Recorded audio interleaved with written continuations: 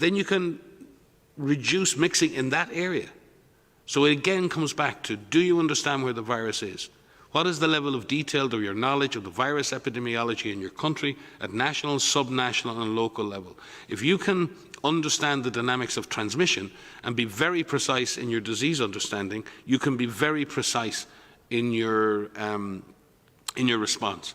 It's like in surgery with if you think about people who have brain surgery, surgeons very often use microscopes so they can actually work at a much finer level. And we've seen huge increases in people surviving from brain surgery because we are much more precise in the surgery we can carry out in those cases. And it's the same thing here.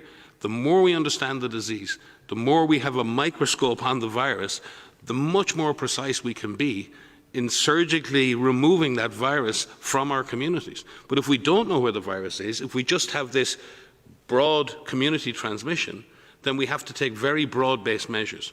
And in that situation, that hurts the economy. So again, I would emphasize that, number one, communities have it in their power to reduce transmission by their behaviour, and authorities have it in their power to really, really ramp up surveillance, testing, tracing, tracking, in order to understand where the disease is and take the appropriate measures.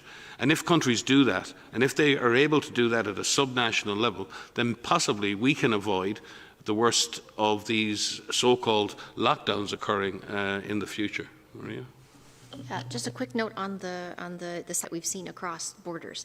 I mean, I think in this particular area, highlighting the question that you just mentioned, we've seen this really, and I don't know if DG wants to comment on this as well, but we've seen a lot of countries come together and work together on, here's the solution that we're working on in our country, here are the measures that we have put in place in our country, here's the situation in terms of disease transmission we see in our country, what does this mean for us, what does this mean for the countries that border us? And we've seen really incredible work together and unity and solidarity together to come to a solution. Because this virus does not respect borders. It doesn't respect. When, if at all, do you expect the WHO team in China to present findings on the origin of COVID-19?